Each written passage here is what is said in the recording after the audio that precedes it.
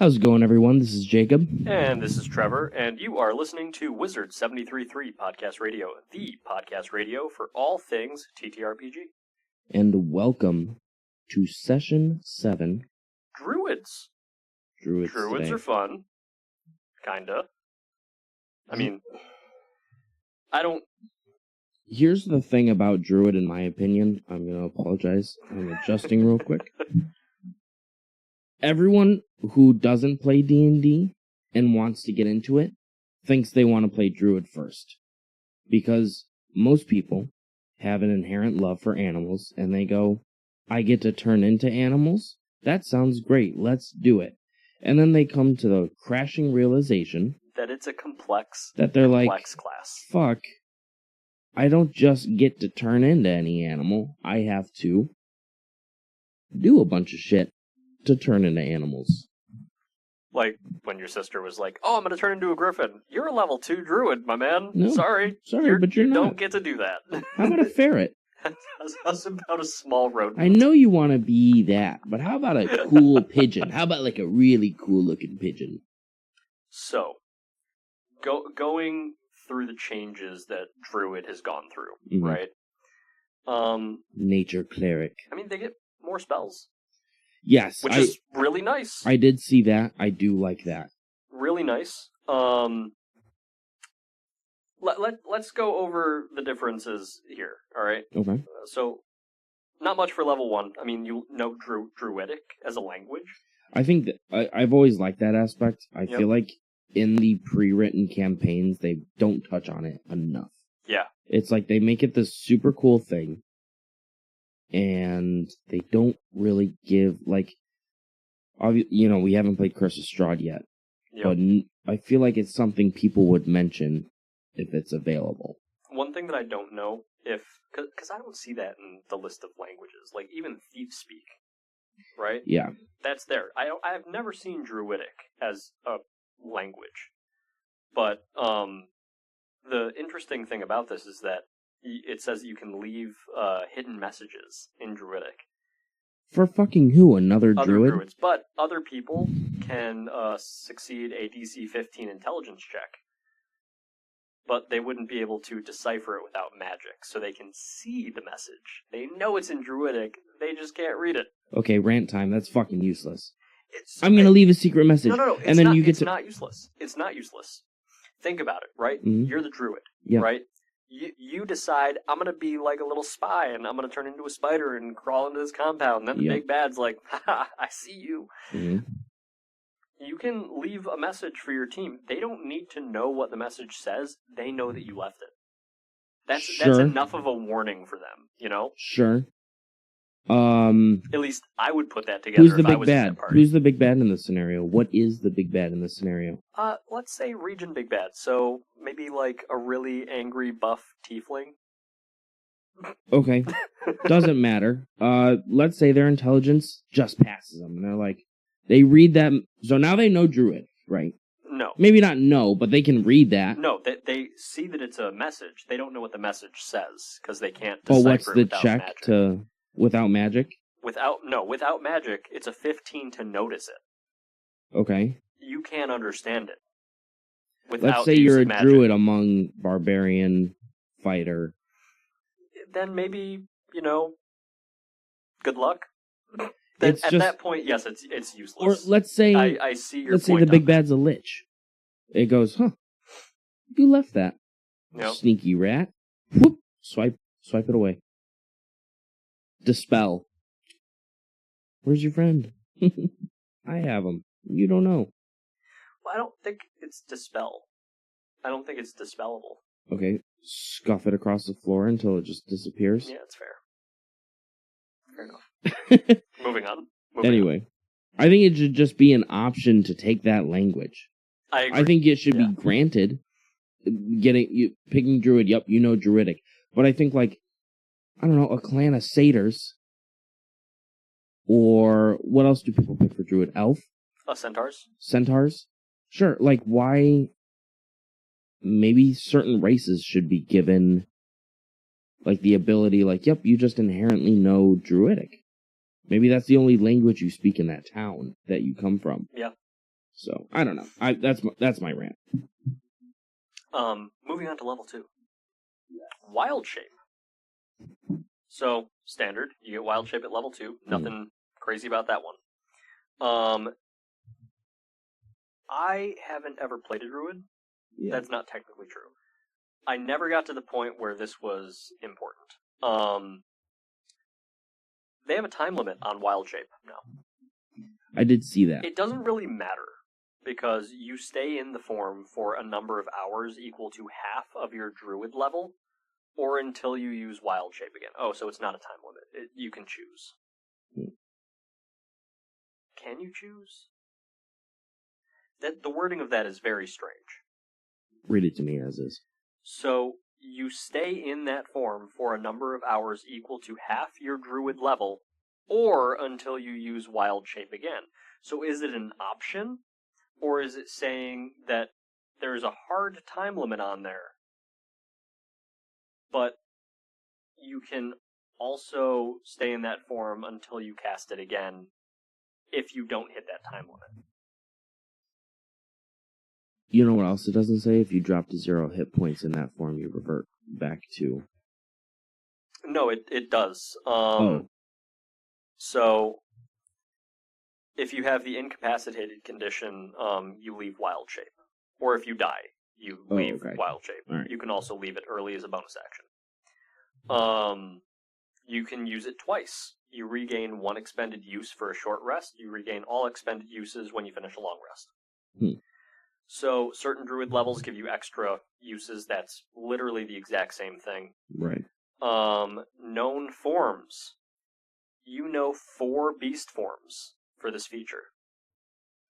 From among the beast stat blocks that have a maximum challenge rating of 1/4 of your level. And this is at level 1? Am I reading that correctly? No. Yes? Maybe. It says 1/4, but it doesn't say of your level.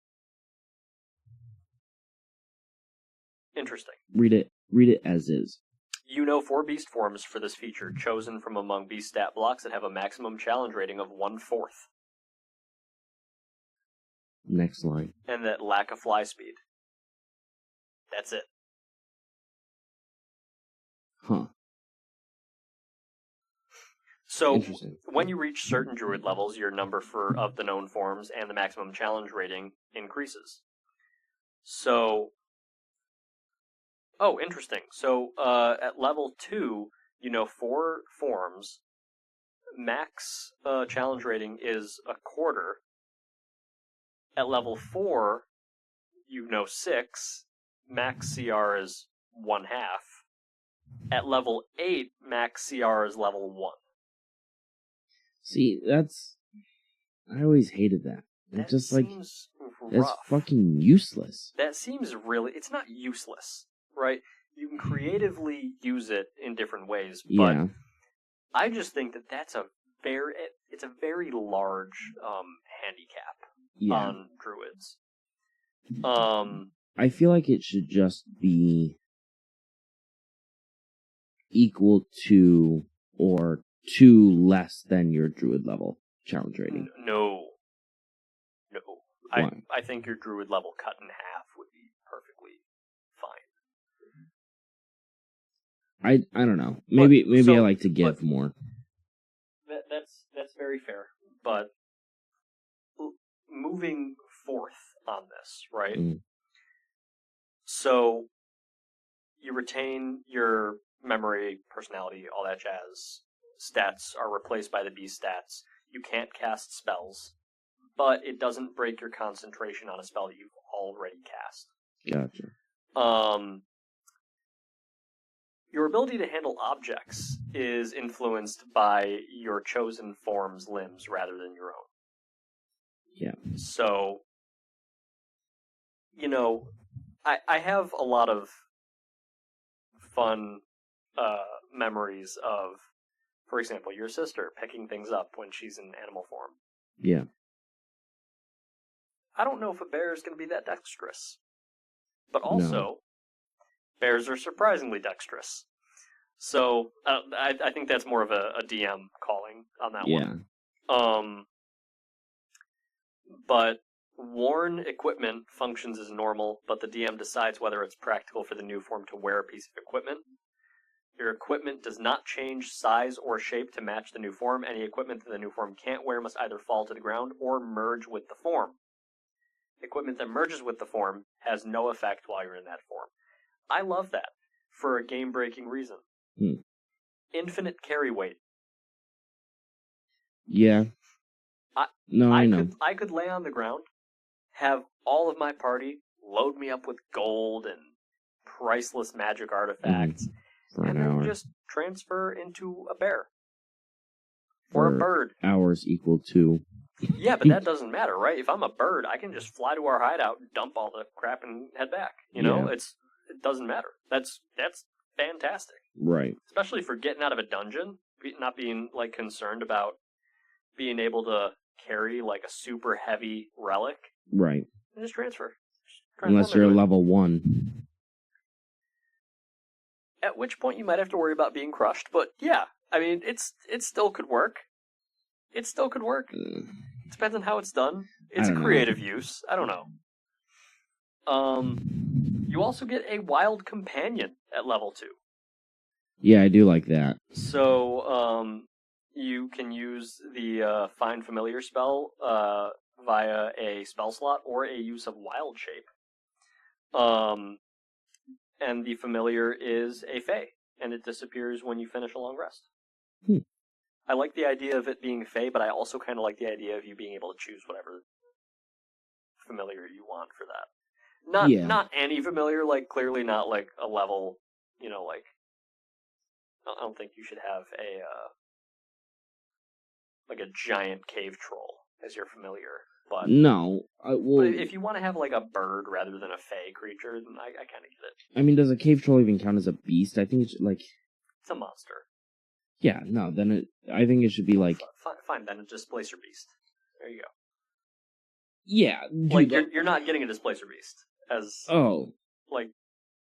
Don't look disappointed. Dude, I don't know. You know how broken that would be? Dude, okay. I know where you're going with this. Give them a baby displacer beast, have it level alongside them, right? No. Oh? No. I was gonna go off topic from Druid for a second and just ask you something. What pet from the beast pet, right? Not fucking like trolls, right? Okay. But yep. What common pets? Yeah. Okay. What pet, any beast, would you want? What's your out of the Pokeball companion? Pseudo dragon. Pseudo dragon. I don't know. Or Quasit. I don't think I'd want a Quasit because I feel like it would fuck more shit up than like I feel like your it would average make my life house so cat. Interesting. It would make my life so interesting. Yeah, I feel like it would get expensive though. But it would. But a pseudo dragon, I would jive with like super hard. Yeah, I mean, I think a pseudo dragon would just be fun for like cooking, like to have next to you while cooking. Really cool. Like, but I feel like it could also just be like a great companion. You know? Like, I don't think it would be too difficult to take care of. I think that would be nice. Not, yeah, because I think it states that they're like house cats. Yeah. So like, provided you don't have a piece of shit house cat, provided you have like a decent. Yeah. Well, you know, you're also kind of blessed with your cats, so. Yeah, I'm pretty lucky with them. What about you? Dude, my favorite monster in all of D&D is an owlbear. But it would be so difficult to take care of one. That would be you would need so much space. Yeah. So much space. Yeah. But I guess I'm kind of thinking in like my current situation, like I wouldn't have room for anything else. Right. But an owlbear would be gnarly. Dude, like that would be crazy, right? There's gotta be like a dwarf owlbear. You know, like they have just a pygmy owlbear. Yeah, dude, like exactly. Like there's gotta be a smaller option, right? I mean, like there needs to be.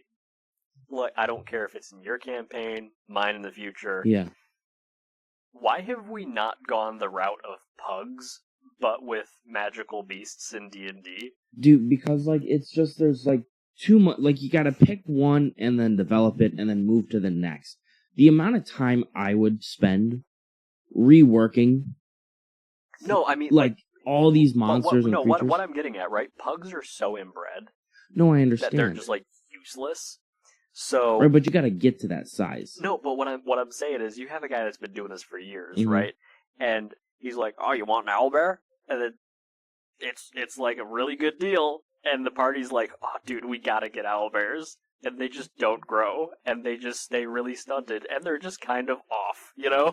Yeah, I mean, I've already, I feel as though I've already kind of started doing that. Like, I have the different owls that exist. Yep. Like, I mean, you've seen all my owlbear miniatures. Yep, I've done the northeastern screech owl. Yep. Or the western screech owl. Like, that's more of a raptor-type owlbear. It's a little thinner, daintier, and it's faster than your average. The panda owlbear. Yep. I mean, you could really go my favorite either way with it. You know what I mean? Yep. So, but there's from here forth, there's definitely an option to get like some pygmy version of an owlbear. I love that. Go ahead, continue on, Druid. I apologize. No, you're totally good. Stemming off. At level 3, you get the subclass, which is pretty dope. I am so excited to get into 2 of these with you, because they are beyond cool. I'm not going to mention what they are right now, but yeah, fantastic. Level 4, you get your ASI, standard. Yep. Level 5, Wild Resurgence. On each of your turns, if you have no uses of Wild Shape left, you can give yourself 1 use by expending a spell slot. That's pretty sweet. That's really awesome. That's fantastic. They didn't have that before, did they? They've done this with a lot of the classes, where you get one of your basic features by expending a spell slot if available, and I really like it. But that is really good. No, that is... Because Wild Shape on its own is really good. Yeah. This makes it insane. Especially once you get to, like, level 15. Yeah. When you actually can turn into something useful. I mean, that's not even, like... That's not the craziest part of that. Right? Screw turning into something useful. Think about it from a quantity perspective, right? Right. Standard, you get, what, like... You get, like 3, 4 wild shapes? To start. No, two wild shapes to start, but as you level up, like, you get, 3 to 4? Mm-hmm. No, it goes by your spells. You can burn spell slots for it, right? Right. At level 15, let's just use that as a benchmark, right? You have 18 prepared spells. Oh, wow. So... You can just go from spider, crawl in someone's mouth, go to owlbear. Like, you're never out of wild shape. That's bananas. Or you don't have to be. Exactly. At level 7, you gain Elemental Fury, which is pretty cool. So you gain either Potent Spellcasting or Primal Strike. So Potent Spellcasting, you add your Wisdom modifier to the damage that you deal with any Druid cantrip. That's pretty gnarly. That's solid. Yeah. Especially because Wisdom is the main stat that you want to be doing as a Druid. Right. Primal Strike, though, once on each of your turns, when you hit a creature with an attack, using a weapon or beast form attack, you can cause the target to take an extra 1d8 cold, fire, lightning, or thunder damage, and you choose when you hit. Interesting. You don't choose ahead of time. Huh. Which, I jive. That's awesome. Yeah, that's pretty remarkable. Fantastic. At level 15, you get Improved Elemental Fury. So, better versions of the previous. When you cast a Druid cantrip with a range of 10 feet or greater, the spell's range increases by 300 feet. Wow. Cantrip. Wow. Cantrip. Yeah, that's... There are some really good Druid cantrips. That's like Spell Sniper, isn't it? Yeah, it's pretty much. Primal Strike, the extra damage increases to 2d8. Awesome. Level 18, you can now cast spells in beast form. It can't have a material component cost, but... Yeah, this is just base. We're not even in subclasses. And how many subclasses are there? 4. Wow. And they're Jake, when I tell you, like when we get into this, there's some subclasses. There's 2 of them in particular, right, that are just busted. Absolutely, just like I'm so excited to actually play a druid. Interesting. So level 18, you can cast spells in beast form. They can't have material components. Okay. But for those of us who don't play with material components for the most part, it doesn't really matter. Level 19, you get an epic boon. Awesome. Or another feat of your choice. Yeah.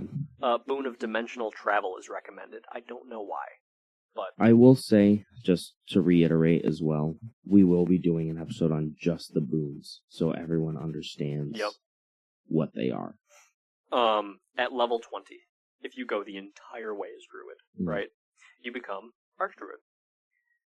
You have Evergreen Wild Shape. Whenever you roll initiative and have no uses of Wild Shape left, you regain a use of it. It seems kind of useless with the ability to burn spell slots to regain Wild Shape. Yeah. That doesn't seem good to me. But you also get Nature Magician, where you can convert uses of Wild Shape into a spell slot. Oh my god. Choose a number of your unexpended uses and convert them into a single spell slot, with each use contributing 2 spell levels. Wow. That's like... Once you use this benefit, you can't do it again until you finish a long rest. And then, longevity, you're pretty much... You age a 10th what you normally would. Which is pretty solid. Yeah, dude. The cool thing about the expended use of the Wild Shape is you get 4 Wild Shapes. Yeah. To expend. So that's a level 8 spell. That's nice. That's pretty gnarly. That's pretty sweet. Pretty like, gnarly. The compatibility and like the perfect, like, that's really bringing it all home. It's good. It's really good. And that's base too, which is... Are druids better spellcasters than wizards? Just with that. Druids aren't better spellcasters than wizards. Maybe not better, no, but they're definitely more versatile. No, wizards have cooked the book in this one, dude. I don't know if you've seen wizards in this. No, that's one of my planned episodes, but I will be. I read it. Mm-hmm. Son. Let me tell you something. Wizards. There's no reason to play any other spellcaster. Wizards got such a good buff. Really? Yeah. What's their HP 1d6 now instead of the 1d4? It's still not good, but yeah, I figured. I knew that. But the cannon part of Glass Cannon is now like the SAR cannon, it's a big boy. The railgun of... Moving into the subclasses. Yep. Alright. Circle of the Land. Alright. Sages, mystics, safeguard the land with ancient rites and stuff. You're from Baldur's Gate, like Halsin would be a good option. For that, right? But you get additional spells for Circle of the Land. At level 3, you get Blur, Burning Hands, Firebolt. Level 5, you get Fireball. 7, Blight. 9, Wall of Stone. They give you Fireball. That's pretty sweet. That's pretty awesome. And that's for arid land. So there's different types of land to choose the spells from. So if you are polar land, you get Fog Cloud, Hold Person, Ray of Frost. 5, you get Sleet Storm. 7, Ice Storm. 9, Cone of Cold. Fantastic offensive spells, right? Temperate land, you get, at level 3, Misty Step, Shocking Grasp, Sleep. Misty Step, I think, has become one of my top 5 favorite spells. I agree. I think Sleep is underrated. Sleep is definitely underrated. Sleep is slept on. Let's be real. At level 5, you get Lightning Bolt. 7, Freedom of Movement. Fine. Right. 9, you get Tree Stride. Oh. Oh, indeed. Tree Stride is good. That's the one I use, right? Yes. No, that's Teleport. Via plant. Via plant. The tropical land. Nope, don't go into that yet. We're going to cover that later. Okay. All right. Sorry, I love that smell. So tropical land, you get at level 3 Acid Splash, Ray of Sickness, and Web. Level 5 Stinking Cloud. 7 Polymorph. Yeah. At level 7, that's pretty good. That's pretty nice.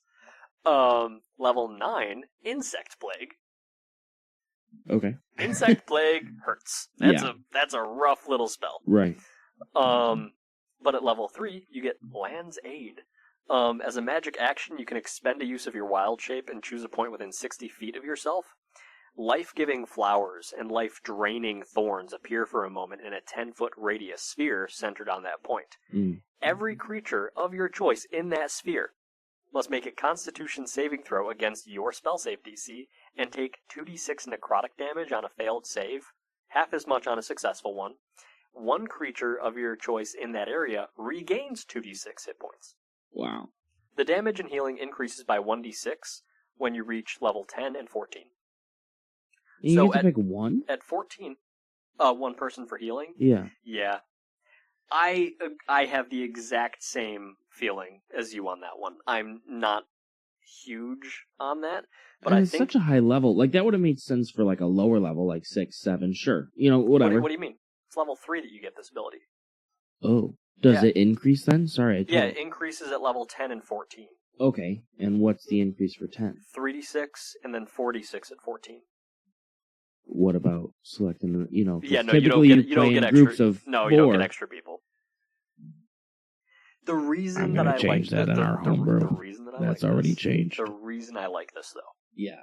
No, I like it. It doesn't make this particular druid a healer. So you still have need for a healer, right? But it does help in situations where you have a party member that is surrounded because they jumped in too early like an idiot, got surrounded, and axed, right? You can do a fair bit of damage to everything around it and heal that person. Okay. I know you don't agree. It's already changed. I know. Whenever you increase the Level die, 6. you get to add one extra person to that healing pool. Level 6, That's you get simple. natural recovery.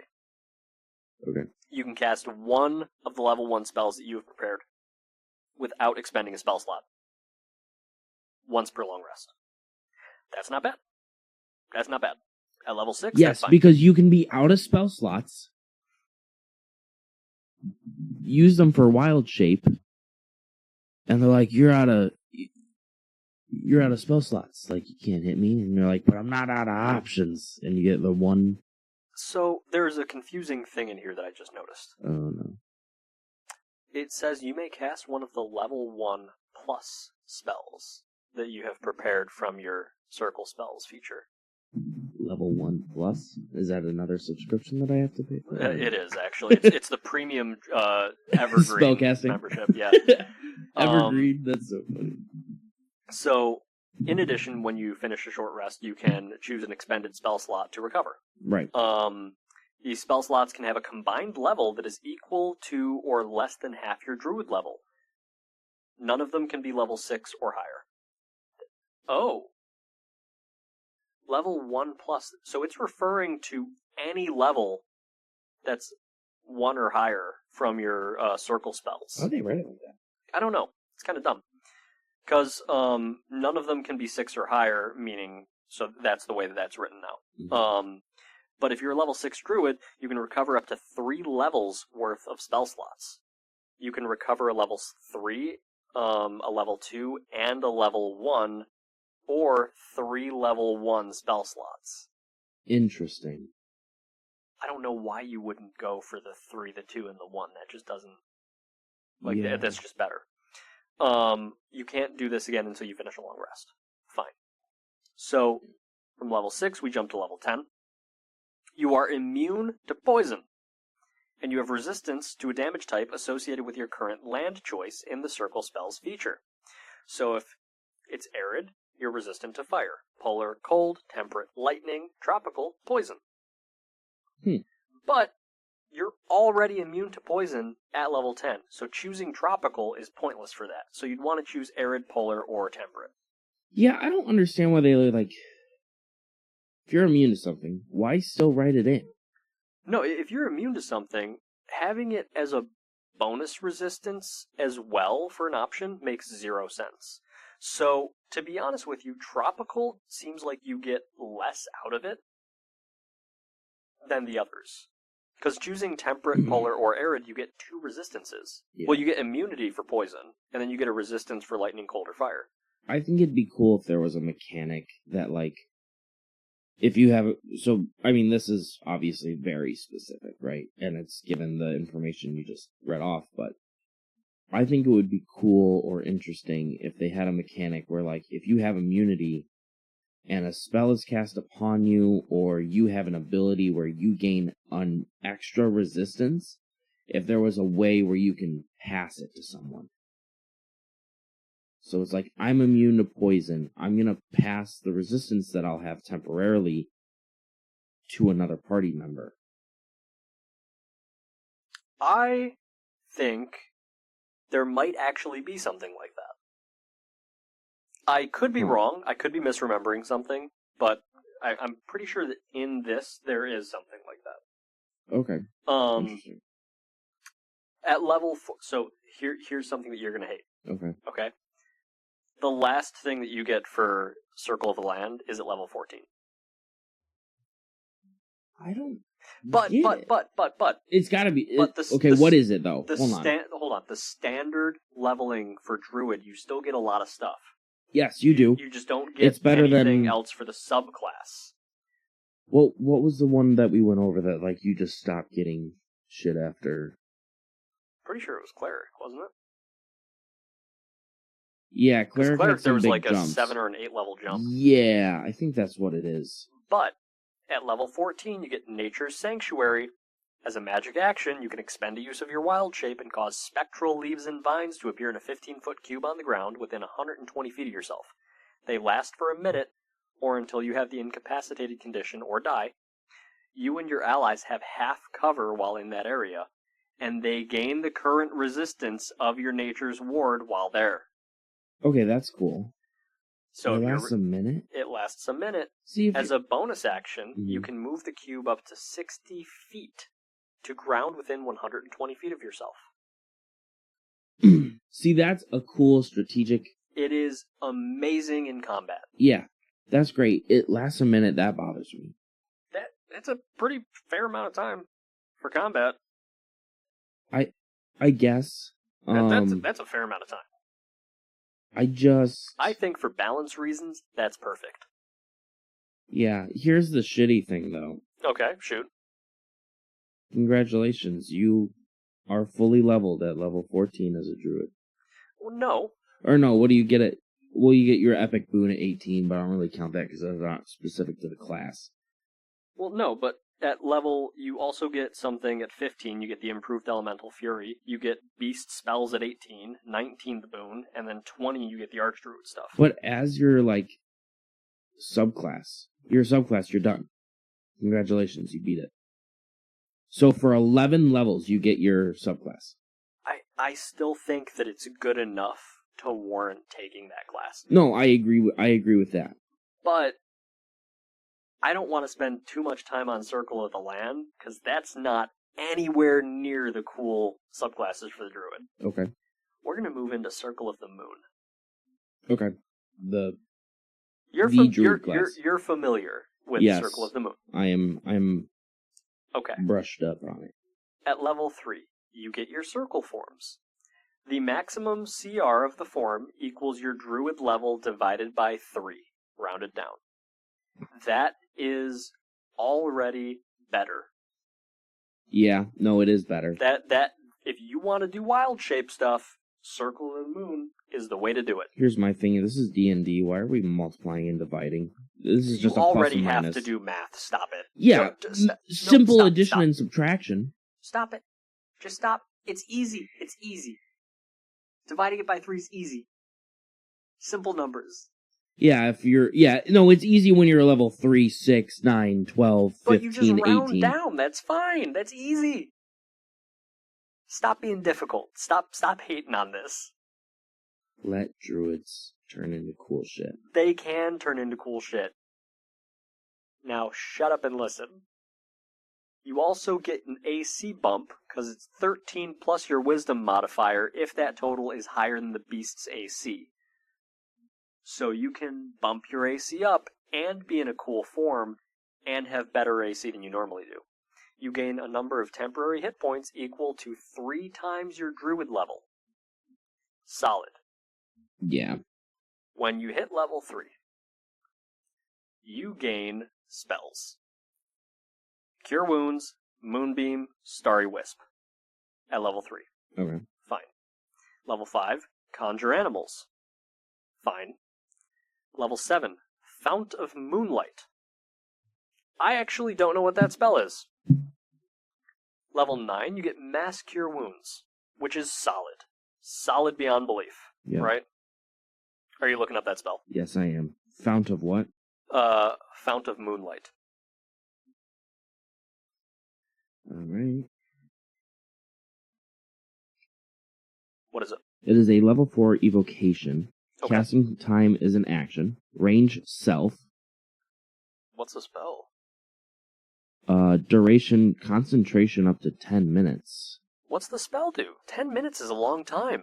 A cool light wreathes your body for the duration, emitting bright light in a 20-foot radius and dim light in an additional 20 feet. Until the spell ends, you have resistance to radiant damage, and your melee attacks deal an extra 2d6 radiant damage on a hit. In addition, immediately after you take damage from a creature you can see within 60 feet of yourself, you can take a reaction to force the creature to make a Constitution saving throw. On a failed save, the creature has the blinded condition until end of your turn. Yo, hold on. That's actually really good. So essentially what really this is, good. right? Remember when the guy showed up in Spy Kids 3? And they're like, oh shit, that's that spell. That's what he cast, but no one attacked him, so no one got hurt. But he was exuding radiant damage. Dude. Why is this not for paladins too? I mean, I haven't read Paladins yet for this. Dude, if that's a you thing. No, I know. So if I was a paladin, dude, I would take the druidic adept, right? Yep. Or what is that? I think so. Yeah, something along those lines. Again, never played a paladin. I'm gonna get roasted for that one, not knowing what that is. But like, why would I not take Fount of Moonlight? Yeah, it's cool. That's so sick. That is a fucking cool spell. That's really, I'm mad I didn't come up with it. That's really cool. At level 6, you get improved circle forms. So you gain the following benefits. Lunar Radiance. Each of your attacks in wild shape deal its normal damage type or radiant damage. You make this choice each time you hit with those attacks. Damn, you're a paladin of nature. Increased toughness. You can add your wisdom modifier to your constitution saving throws. That's pretty good. Hey. At level 10, you get Moonlight Step. You can magically transport yourself, reappearing amid a burst of moonlight. As a bonus action, you can teleport up to 30 feet to an unoccupied space you see, and have advantage on the next attack roll you make before the end of the turn. Extra Misty Step. You can use this feature a number of times equal to your wisdom modifier, and you regain all expended uses when you finish a long rest. Oh shit, that's going to be level 20 and level 1. Wait for it. You can also regain uses by expending a level 2 or higher spell slot for each use you want to restore. No action required. Bro. This is why I'm so excited about what they've done with Druids. Yeah. They are making them so fun to play. Like, from a utility option, from just a fun fuckery aspect, right? They took the best subclass, or the most used subclass for Druid already, and they're just like, why? Here are the options, but let me give you another reason why you shouldn't pick anything other than... No, you definitely should pick other things. We'll get to that. Okay. Because my favorite one isn't this. Okay. My favorite one is Circle of the Stars. Okay. Yeah. Hold please. We'll call back later on that one. Continue on then. Okay. Level 14. You get your lunar form. Improved Lunar Radiance. Once per turn, you deal an extra 2d10 radiant damage to a target you hit with a wild shape attack. Damn. That's really nice. Shared Moonlight. Whenever you use Moonlight Step, you can also teleport one willing creature. That creature has to be within 10 feet of you, and you teleport it to an unoccupied space you can see within 10 feet of your destination. Damn. Circle of the Bag of Holding is really popping off. Right? But the fact that you can Misty Step with someone else as this subclass is nuts. We had to add that as like a, hey, if you cast it at a higher level, you can teleport. But Circle of the Moon got buffed. Yeah, dude, it's not even... It wasn't necessary, right? No, it was already pretty good. But, is it welcome? Yup. Well, yeah, no one's upset. Because none of that is broken. That's all just really cool, and it's great flavor. Yeah, to have you transporting via moonbeams? Get out of here, it's dog. Just fun. That's so cool. But now we're going to move on to Circle of the Sea. Okay. This is one that I think might interest you a lot. Gotcha. So obviously, Circle of the Sea Druids, you draw on the power of the ocean, right? Yep. And storms. When you reach level 3, you get circle spells. Again, nothing new there, right? Right. At level 3, you get Fog Cloud, Gust of Wind, Ray of Frost, Shatter, and Thunderwave. That's pretty good. What a combo. That's a pretty sick little... At level 5, you get Lightning Bolt and Water Breathing. Can I just say the fact that they're adding like thunder and lightning spells, that's so like Percy Jackson. Yeah, of honestly. them to add that shit. It's good. This is a good one. Yeah, keep going. This isn't my favorite, but it's a good one. Yeah. But my favorite is we'll get there. We'll get there. At level 7, Control Water and Ice Storm. Dude, awesome, right? Level 9, Conjure Elemental and Hold Monster. That's pretty sweet. That's pretty nice. This is a sailor, bro. This is a sailor. This is a sailor. This is this is why I knew that you would love this one. Yeah, dude. So at level 3, you get Wrath of the Sea as well. As a bonus action, I don't care what it does. It just sounds it's cool. Just cool. As a bonus action, you can expend use of your wild shape to manifest a 5-foot emanation that takes the form of ocean spray and surrounds you for 10 minutes. It ends early if you dismiss it, attempt to manifest it again, or have the incapacitated condition. So you're just surrounded by cranberry juice. Misty seawater. You said ocean spray. It's cranberry juice, Trevor. Read it. I hate you. I hate you so much. When you manifest it, you can choose another creature that you can see in the emanation.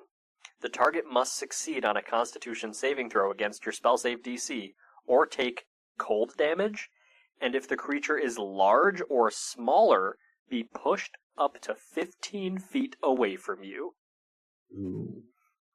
To determine the damage, you roll a number of d6s equal to your wisdom modifier. Dude. That is insane. If you don't, at every opportunity, increase your wisdom score... Idiot. In the first few levels... Idiot. You're fucking stupid. Especially for this, that's so much damage. That's so much damage. Dude, you get that to a 24 and it's a plus 6. 66. 66? 6d6, bro, is crazy. And the fact that it pushes 15 feet away. Yeah, dude, that's nuts. Just, boom. Just off a cliff. Goodbye. Like, get away from my friends. What? The size at level 6, the size of your emanation increases to 10 feet. Okay. And you gain a swim speed equal to your speed. Okay, there we go. Can we,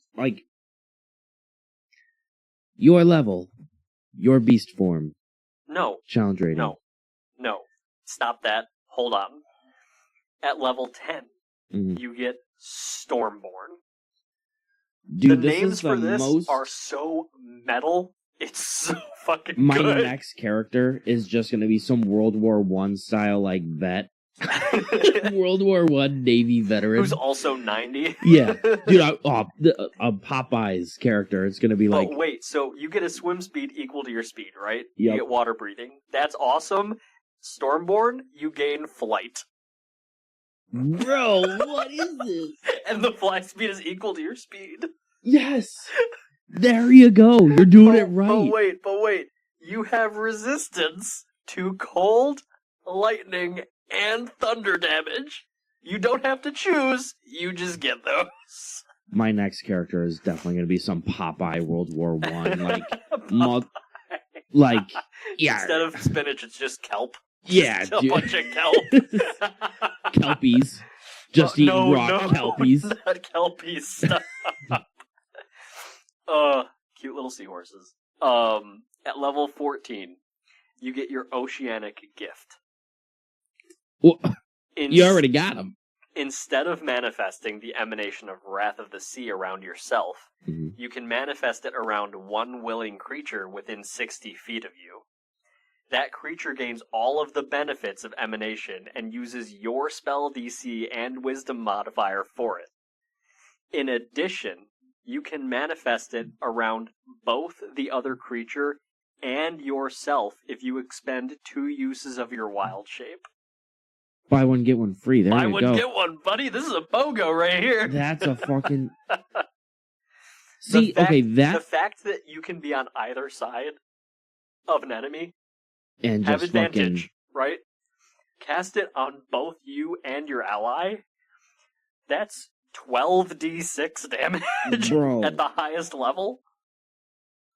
That's so... Wait, is the wisdom modifier... Is that for you still, if you give it to someone? Yeah, or is it's yours.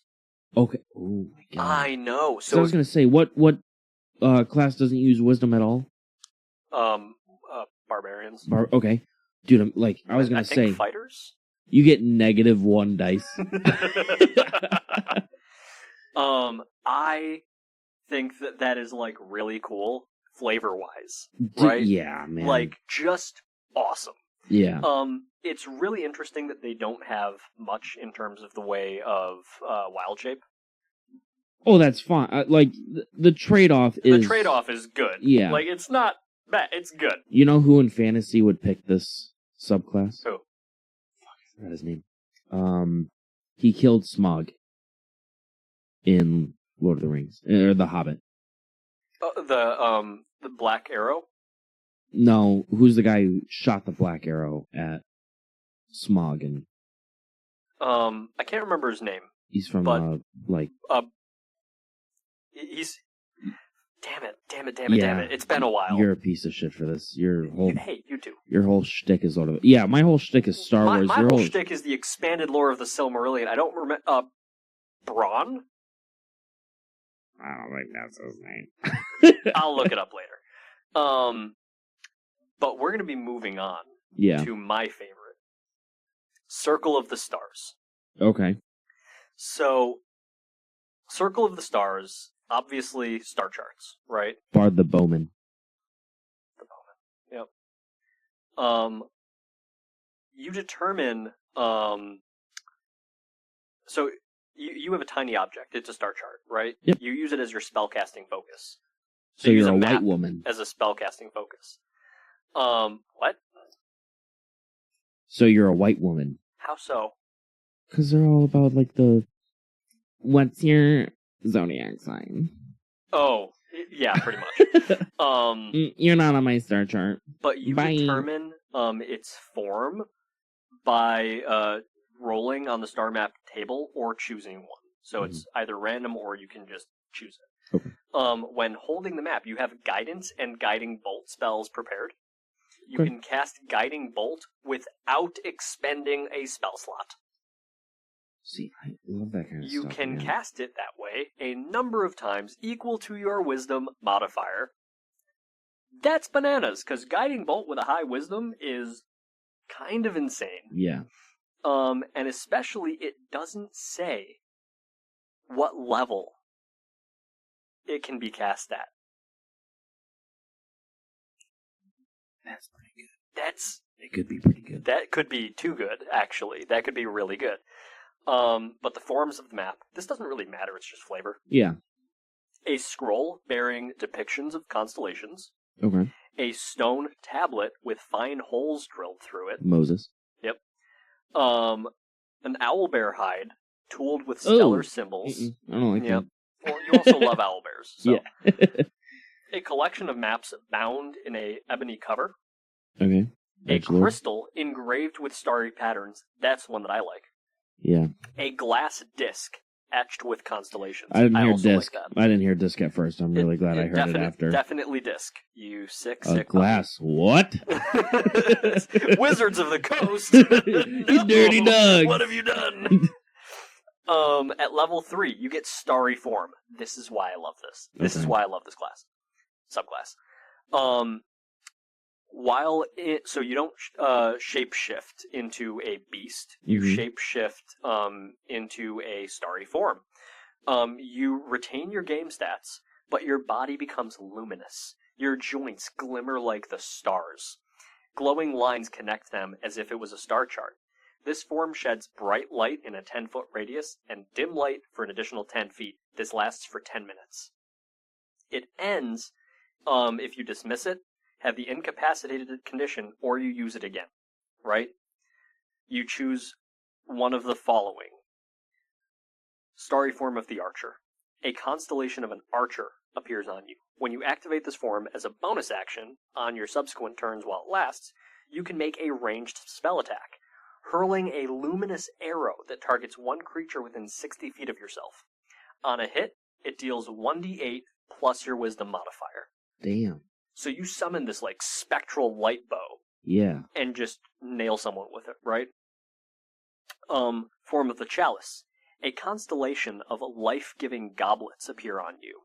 Whenever you cast a spell using a spell slot that restores hit points to a creature, you or another creature within 30 feet of you can regain hit points equal to 1d8 plus your wisdom modifier.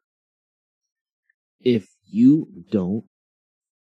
When you are making a druid, and you choose druid, it doesn't matter what subclass you're going for, but if you're making a druid, and you roll your dice, and you're like, oh, I didn't get a 20 on wisdom, scrap that character, start again. Don't give them a name yet. Scrap it. Roll it. Oh, I didn't get a 20. Scrap it. Go for wisdom first. So, last one. Dragon. Constellation of a wise dragons appear on you. When you make an intelligence or wisdom check or constitution saving throw, to maintain concentration, you treat a roll of 9 or lower as a 10. I love that shit. That's my favorite shit. But that might not seem great at the start, right? No. At level 6, Cosmic Omen. They did really well with the names on all these subclasses, let me just tell you, right? Like, that's really cool. Whenever you finish a long rest, you can consult your star map for omens and roll a die. Until you finish your next long rest, you gain access to a special reaction based on whether you rolled an even or an odd number on the die. Wheel is even. Whenever a creature you can see within 30 feet of you is about to make a d20 test, you can take a reaction to roll a d6 and add the number to the total. So, if you roll an even, and one of your friends is trying to make a dex saving throw, right? Mm-hmm. You can increase it by 1d6. That's pretty solid. Wow. That's pretty solid. Woe for odd. Whenever a creature you can see within 30 feet of you is about to make a d20 test, you can take a reaction to roll a 1d6 and subtract that number rolled from the total. Yes. So good. So good. You can use this reaction a number of times equal to your wisdom modifier, and you regain all expended uses when you finish a long rest. That's good. That's good. This is good. Although, isn't that really just a chronomancy wizard? Maybe? Like, because their entire thing is, like, adding and subtracting from rolls. Yeah. Like, I'm not upset by this, right? It's still solid. Mm-hmm. But level 10, you get Twinkling Constellations. Your starry forms improve. The 1d8 of the Archer and Chalice becomes 2d8. While the Dragon is active, you have a fly speed of 20 feet and can hover. Oh. Moreover, at the start of each of your turns while in starry form, you can change which constellation is on your body. For 10 minutes. Damn. That's really good. At level 14, while in your starry form, you become partially incorporeal, giving you resistance to bludgeoning, piercing, and slashing damage. Wow. Mm-hmm. That's pretty good. That's really good. Level 10? That's all just at level 10? No, that's at level 14. Oh, that's the last one. Oh, okay. I actually might have changed my opinion on this, by the way. Why? I think that Circle of the Sea is so good. Like, so cool. You're not a druid. Like, let's be real. No, you're an elemental spellcaster. Yeah, dude, you're not a Viking either. No. Like, it's not. But think about this, right? Yeah. Let's say that you go all the way, right? You're a level 18 druid. You go the distance. You go the distance. Some might say. Yeah, Hercules. So you're level 18 druid, and you are now a fish. Are you kidding me? A flying fish. A flying fish. They have those in real life, but they just kind of glide. But now you can actually fly with it and cast spells. Yeah. And your AC is really good, and you have lightning coming off of you. Like, yeah, dude. Dog. That is wild. You are a, mythical creature in and of itself. Yeah. No, I love the flavor of that character. Yeah. Now, that being said, right, it could be really good to multi-class. Yeah, dude, you could go full Popeye and multi-class it with Barbarian for Circle of the Sea and just fucking rip Kelpies. Well, because think, you also rage. Yeah. Although, raging, you can't cast spells. No. So, that's a little... Does the ocean spray cranberry shit, does that require concentration to keep active? I can't recall. Let me check. Okay. Because if you can do that and then rage. Circle of the Sea, Sea Spray, Sea Spray or Ocean Spray? It's Ocean Spray. Well, it's called Wrath of the Sea, but it doesn't say that it's a concentration. You're dead. You're all dead. I have killed you all. I like Druid a lot. Druid got such a solid set of buffs. So good. I'm enjoying it. No, I like that. I like that a lot. I think my next character is definitely going to be Circle of the Sea, though. Well, I think combining it with other races that might have inherent resistances, or any wisdom modifier. Yeah, what a damage buff and negation. I mean, yeah, they're doing a lot of work on that one. Dude, that is. But think about how good that would be for a pirate-themed campaign. Oh my god! There's no reason to do anything else. Be a captain of a ship with that going on around you? Yes, please, sign me up. After you going over that, in our current everything going on. Yep. I think I gotta rework one of the villains you're gonna meet. No. No. Nope. Nope. Not allowed. Not allowed. It might have to happen. Nope. I don't want it. Because it's way better than what I had. You're like Wizards of the Coast actually really outdid themselves on this one. It was Swashbuckler Rogue. And now it's going to be a Storm God. But honestly, fantastic. Yeah, really good. Really good stuff. And next up is Fighter. Yes, we got Fighter next. So please stay tuned for that one. Yeah. I promise we won't be doing review of these forever. We do have some other stuff planned in the works. No, we got some fun series planned. Yeah. We're going to be going over a bunch of different creatures as well, but we're also going to do some fun stuff that is kind of unique. I'm going to be on our YouTube, most likely doing a cooking thing with different D&D recipes. Yep. And then we're going to have a bunch of like things not to do for DMs, like ruining an economy, because money is a very important thing in these games. Remove spell components. Yeah, also that. And then we just got a bunch of fun little series planned. The Monster Mash. Very excited. Yeah, the Monster Mash is going to be fun. If you tune into our Patreon, we will eventually have not live plays. Maybe we'll do a live play, like a stream. Yeah, maybe. Like a live streaming of it, but we're still kind of figuring some of that stuff out. Yeah. But we'll get there. Tune in. Stay tuned. Have a good one, everyone. Later, goblins.